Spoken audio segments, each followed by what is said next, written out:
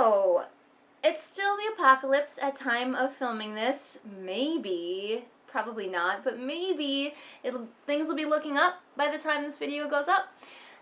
Has anyone else been in a real reading slump this apocalypse? Because I have been. Everything I pick up, I just set back down again. I'm just not feeling it. And that includes audiobooks, which is mostly what I consume. I've been into listening to podcasts way more than I have ever been. I've been just listening to YouTube nonstop in the background. And it used to be I would always be listening to books. I'm just not feeling it. Thanks, Apocalypse. But I was on Audible looking at their freebies because I'm cheap, and I saw this little collection of 3 short stories that take place in the present, in the apocalypse. It's called Inside Jobs. I'm looking over here at my laptop because I've got the Goodreads up in case you're wondering what I'm looking at over here. It's called Inside Jobs, Tales from a Time of Quarantine, and I decided to check it out. It's short enough that I was able to keep my interest, and I thought I would talk about it here because I did enjoy my time with it. I did listen to the first 2 and then put it down for like a day before picking it back up again for the third one, but the third one was still enjoyable, so I think it's just me and my weird reading slump. So let's talk about these 3 short stories. First of all, we have The Crimson Parrot, which is about a bunch of criminals, like mafia guys, living in a time of Zoom meetings and shelter-in-place orders. I liked it okay. Honestly, the first scene that's just these criminals trying to have a Zoom meeting was my favorite, and honestly, it could have stood alone as like a short fiction all on its own. I would have just left that first scene as it was, just this comedic scene of these people.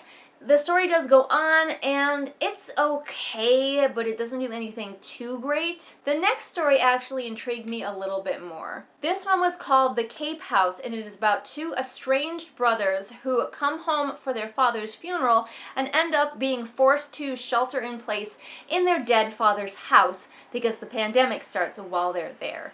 It's these 2 brothers who have grown up into adults apart and don't really know each other at all. They have this notion of who their brother is, but they're wrong most of the time.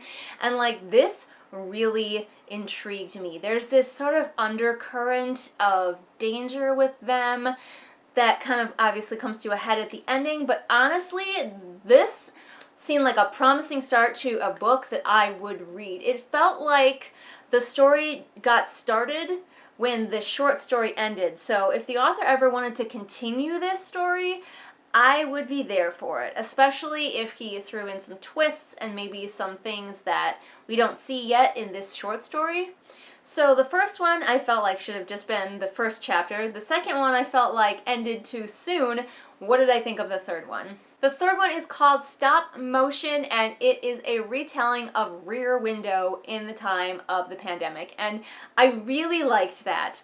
I have seen Rear Window, and I liked that movie, so it was definitely fun seeing this, example of it. I really enjoyed the story and the way that the pandemic was conducive to this Rear Window type of situation. The only downside is there's not too many places the story can go, so you kind of can easily predict the ending. It can kind of only go one of 2 ways, and that's a little unfortunate. I wish there had been a bit more of a way to have a bigger twist. So overall, I did enjoy my time with these short stories, and I do recommend them. I know a lot of people don't enjoy short stories as much or don't give them as much of a chance.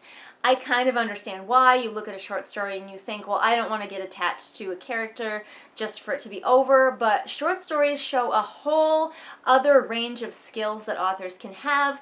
Little known fact, writing short stories and writing long fiction are like 2 separate skill sets that you have to practice and hone to be good at both of them. So it's really interesting to see what an author can do with shorter fiction. And I think this author did a really good job, and also all of the narrators who are reading these stories did a really good job, so if you get the chance, check it out on Audible. I don't know if it'll still be free by the time this review goes up, but I would check it out still. So guys, are you finding yourself in a reading slump like me? It's really unfortunate that I am because, my whole channel is kind of about books, and I try to put out book reviews fairly regularly, so hopefully I get back into it. Really hoping. But have you checked out Inside Jobs? Have you checked out any other freebies from Audible? Is there anything that you would recommend? If you liked this review, I have a ton more on this channel for you to check out, all arranged in a handy-dandy playlist. Or if you want brand spanking new content, only the freshest content will do, I post new videos Mondays and Fridays and sometimes Saturdays. And if that isn't even enough for you, you can find me over on Patreon, where for as little as $1 a month, you can get access to exclusive videos not seen here on the regular channel. And at higher tiers, there are other rewards as well. All the links to my social media are in the doobly-doo for ease of your clicking, so you can keep an eye on me there. And I will see all of you again next time with whatever it is I happen to be doing next time. Bye! What's that?